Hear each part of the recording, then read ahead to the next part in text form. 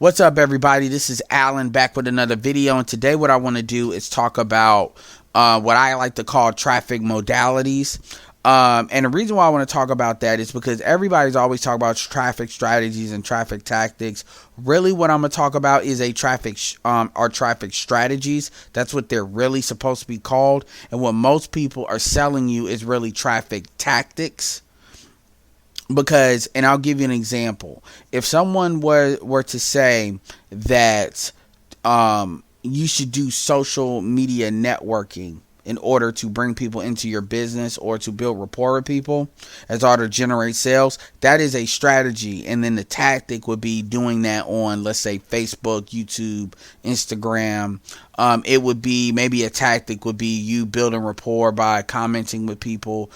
Maybe you would be creating content. Like, the platforms are generally like the tactic. The strategy plus the platform is generally a tactic, and it could be another thing. The reason why I want to talk about this is because usually everybody's always talking about tactic strategies, but nobody's really organizing that in such a way that you can really understand what that means, because a lot of these things can be expanded a lot more than what people typically talk about. So I'm going to give you what I like to call traffic modalities or traffic categories. So then you can understand, okay, this tactic goes with this strategy, so you can have a better understanding on what you want to do in your workflow. Like I said, that's one of the biggest barriers of getting started, is people really just don't know what to do. So I was going to do this in PowerPoint, and maybe eventually I will, but right now I'm just going to do auto recording because I want to get it out there. And that should be a lesson to you. A lot of times it's better to get it out there than it is to try to do everything perfect, especially when you're new. So with that being said, let's get to it. So what is a traffic modality specifically? A traffic modality, you're not going to hear that language anywhere. It's essentially a traffic strategy. It is a category, a certain category in which you can, a lot of certain tactics can go under that particular strategy. So like I said, for example, social media networking is a strategy, but you can do social media networking on any social media platform. You can do it on YouTube, Facebook, Instagram, Pinterest. You do it even on Snapchat, and it's basically you engaging on social media. You technically could, and it involves creating content. It involves you commenting. It involves you friending people. There's a lot of tactics within the actual strategy. So it's not just one thing. Another example of a traffic strategy would be content marketing. Well, you can content marketing via video marketing, Instagram marketing via pictures, blogging, obviously. You can even do content on Facebook. So some of these things cross streams, some of these strategies and stuff like that. And then you have the tactic, which is the actual kind of action that you're taking. But that's what it is. So the main thing I want to communicate in this video is really the different strategies and breaking some of them down as to what we're going to be doing when you're working with me. This is kind of like my school of thought. So there'll be about roughly 5, maybe 6, depending on how I want to categorize it. And I'll have, this video will be wrapped around a post, and then I'll make sure I put in the description this stuff worded out so it's better to organize. So the first one I want to talk about is, and each of these strategies, by the way, as you evolve as a marketer, you're going to do more other than others. And they all have their advantages and caveats. Not really bad things, but just their caveats. And it depends on if you're new, if you're advanced, if you got money to spend, if you don't, if you're introverted, extroverted, which strategy might be good for you. Also, what equipment did you have available? We know if you're in here, most likely you have a cell phone. It's highly likely you have a computer, although you may not. But we know you have a cell phone, internet connection to your cell phone. So, yeah. So, the first strategy we want to talk about is prospecting. So, prospecting, and I'm going to say specifically when I say prospecting, because that can mean a lot of things. We're going to talk about calling. Now, here's the thing. You can prospect three different ways. You can prospect via social media networking. You could prospect, which is online. You could prospect via warm market, which is the people you know, and then generate referrals. And then you can prospect via calling. So, for lack of a better term, we're going to talk about the calling piece. Or, you know what? We'll talk about prospecting in general. The reason why prospecting as an overall strategy has an advantage is it's anybody can do it, it's duplicatable, and it's free. It's free to prospect on social media in case you're a little bit introverted. It's free to prospect if you're extroverted with people you know, generating interest, not necessarily for a business, but just you creating contacts. Generating referrals via your warm market. Basically, prospecting is free. It's associated with free. That's why people always talk about it. The caveat of prospecting, though, is, again, you have to contact people. And a lot of people don't want to do that because they're not really taught how to do it in an effective way. And when I say in an effective way, a way that doesn't leave people not liking you, doesn't leave people not interested. And Alan Couzens on AlanCouzens.com is probably one of the best people in showing how to do that. Also, the Magic Non-Magic Formula video is going to be a video that's going to show you how to do that, and that can be applied on social media networking. That can be applied via calling. That can be applied via warm market. So basically, the job of prospecting is two things. Number one, for people you bring in, it creates something that you know they can do. Now, whether they will do it is another thing. And that's when a lot of mindset training, a lot of coaching, encouraging has to happen, because they have to know what to say, what to do in this situation. Again, the Magic Non-Magic Formula really breaks that down. So it's really just a matter of the scripts and stuff like that.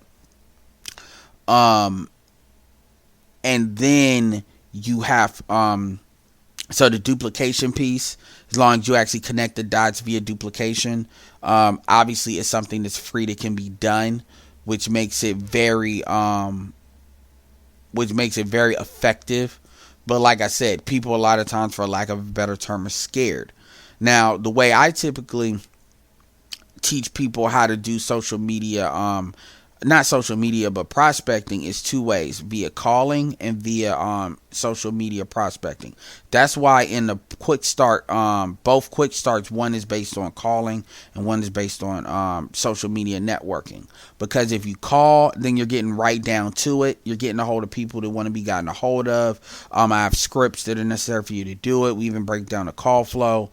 And then you have social media networking, which is kind of like something that's designed to kind of support it.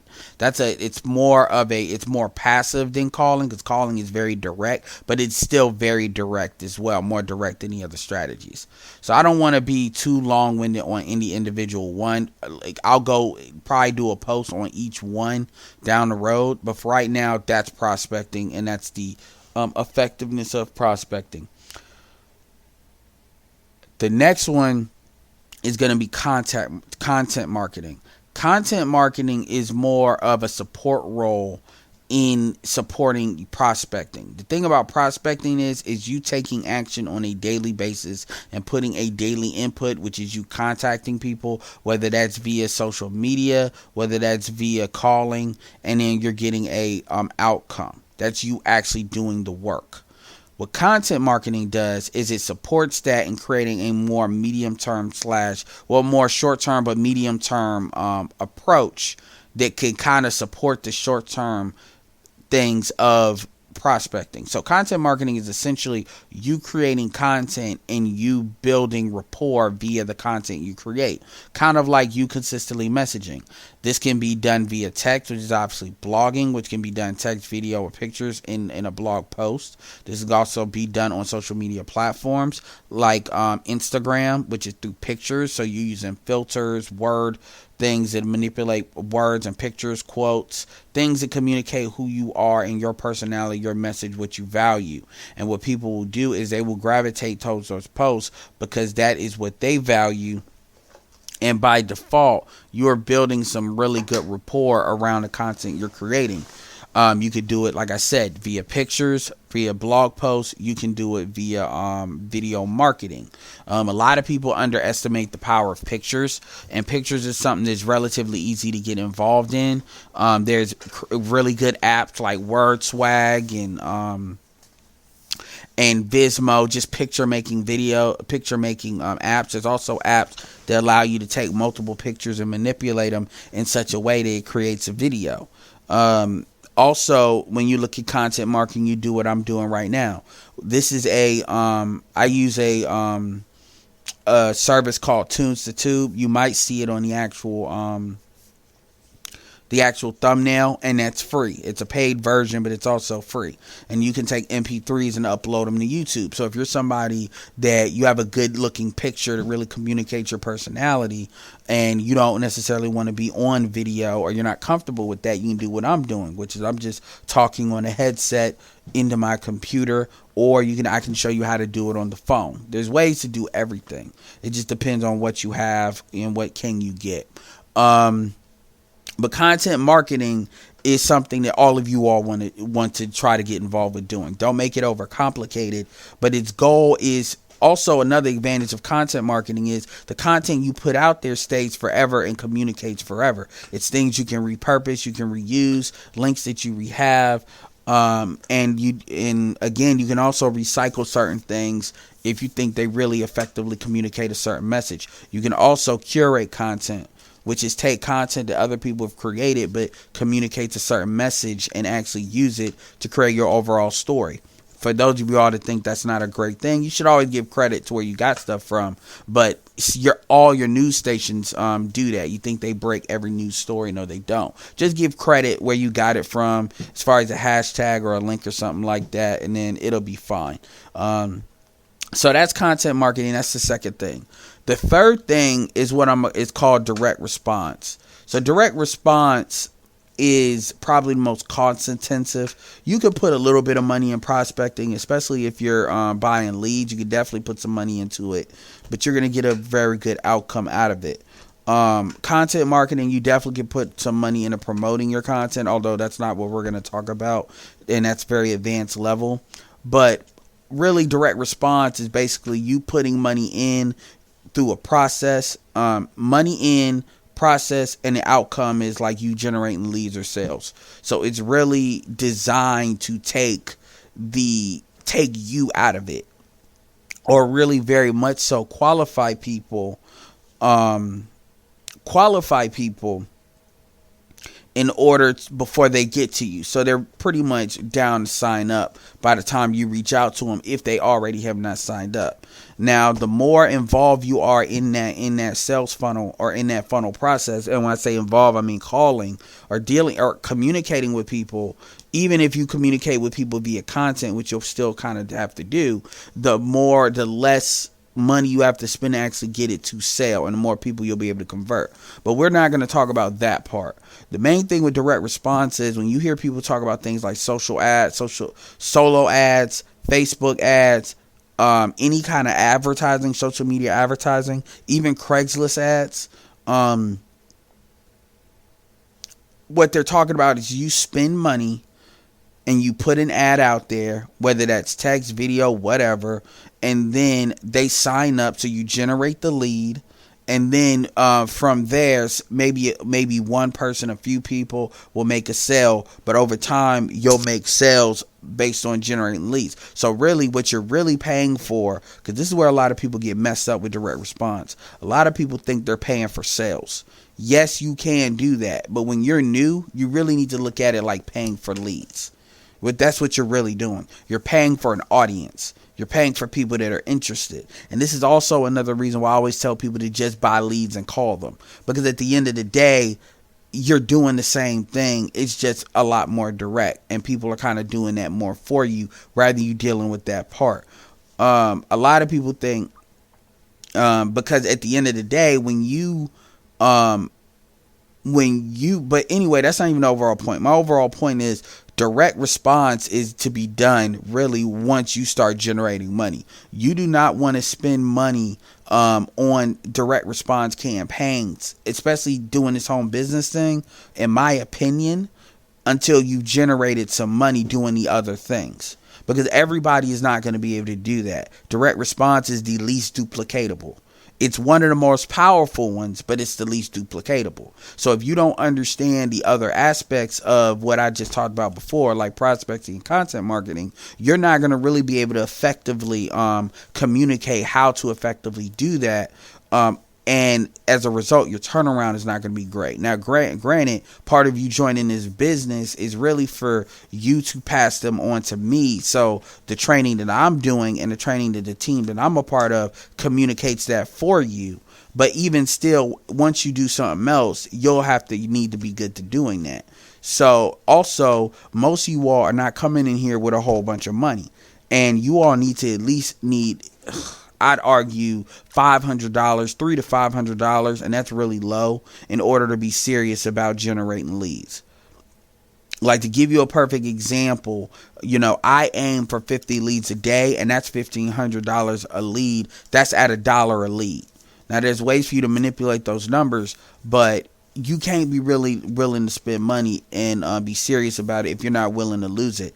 And it's not because you're really going to necessarily lose the money, but it's because you have to understand that sales may take time to turn over.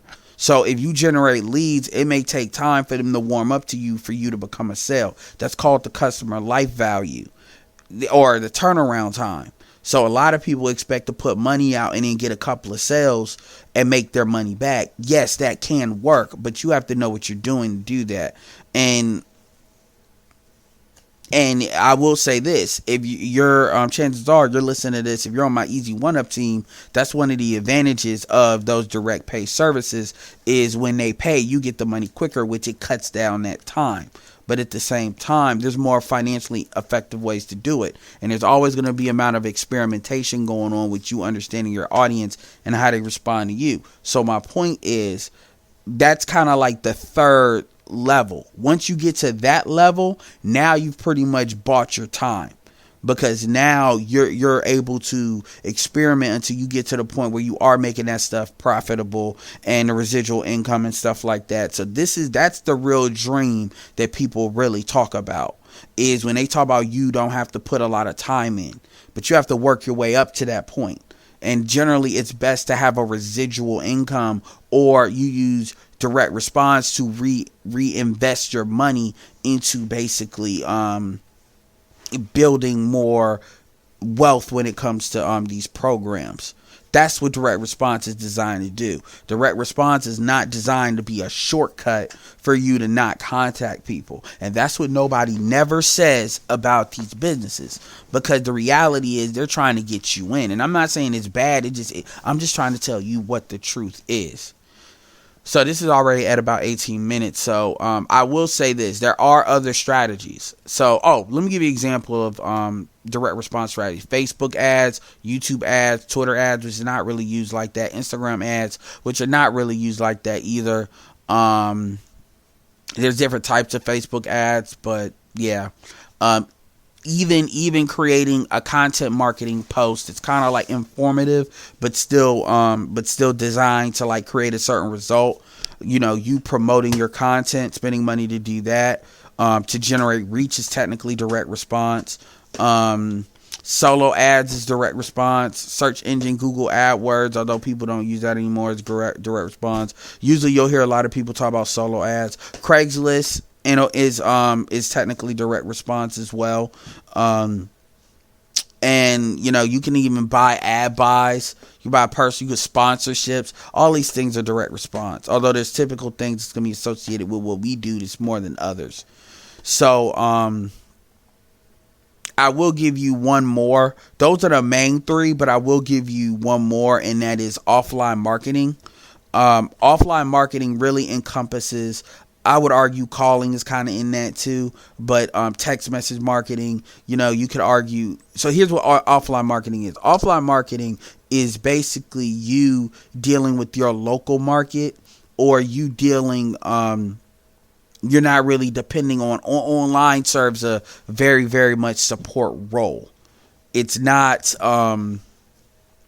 So for example, bandit signs, which is those signs you see, when the political season comes around. You using text messaging is technically offline, is a communications tool. So, business cards, drop cards, postcards, mail, bandit signs, door hangers, door hanger signs, window, like things where you could put on the windshield, new flyers, putting drop cards in magazines and stuff. And a lot of these things sound simple, but to give you an example, this is why I wanted to do this video on strategies, to give you an example of how much you can expand even offline. I just gave you tactics within offline, all those things I just said. However, warm market is technically offline. However, your networking through your phone, like contacts, is offline. Getting referrals is offline. However, one thing that a lot of people don't think about is when they think about all these tactics, like let's say drop business cards, for example, or postcards. You could go and get one of those postcard holders, which is going to cost money if you get them in bulk. Let's say you get like 50 or whatever, 50. From Office Max. You could go to, let's say you look at your local small businesses, so your dry cleaners, your restaurants. I'm talking about like Chinese food places, Mexican food places like that have like something on the side. Your grocery stores that all have a bulletin board. Your any small business, your grocery stores, your small businesses, your gas stations. I just gave you 3, and you multiply that times what's in your area. Every gas station has like one of them walkthrough things when it comes to like the little mat-free, auto guides and stuff. You could throw drop cards around the trash can, or put certain things by where they get gas. These are especially depending on certain areas and neighborhoods where you think people might be amenable to that type of stuff. Come across. There's and I'm gonna create a document about that. But I just gave you like 5 things. You take those 5 locations and multiply it times gas stations, and you could have 100, 200, 300, 400 locations that you are basically around. Now, obviously, that's very big, but my point is that it goes deep. Or than a lot of what you all are talking about. Another thing so that's offline. Going back to the social media networking aspect, and the content marketing aspect, there's this concept called bridging, in which bridging allows you to take a concept.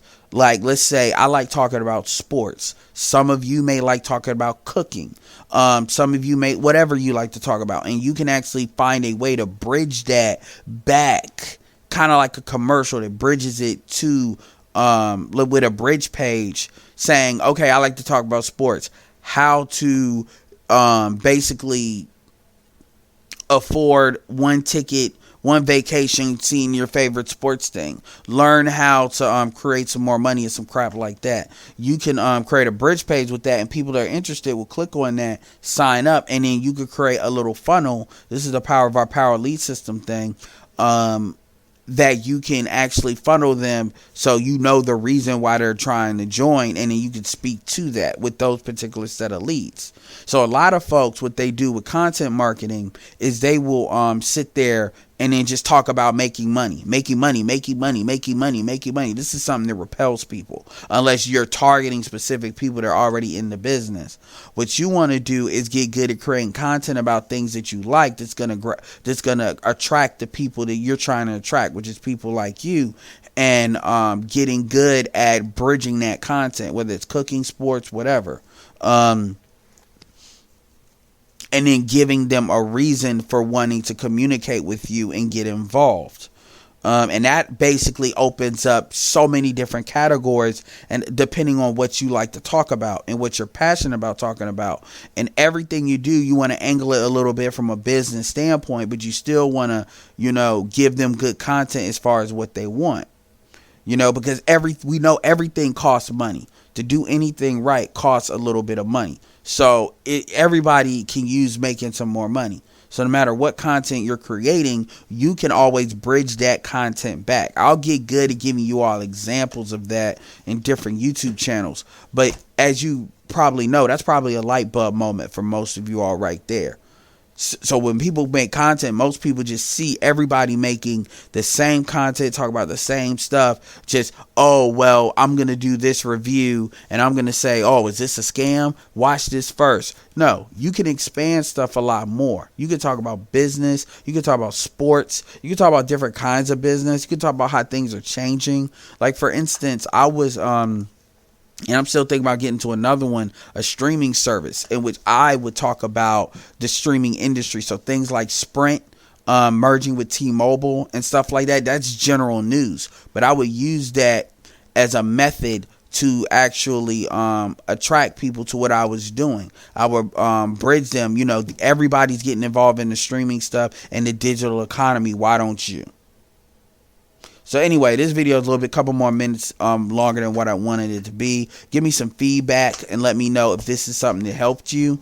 But a lot of the tactics that will be in the traffic strategies will be in a category of what I just talked about. They will either be prospecting strategies, which is like, for instance, showing you how to really, comment and like Instagram and what to expect, or Twitter, using Twitter keywords, doing hashtags, how to really navigate via Facebook, how to find where the people are within likes and stuff like that, how to attract them into different stuff. There'll be a content strategies, whether it's how to, create pictures and how to take pictures that you have that might be mundane and make them great by combining them with maybe a quote and something like that.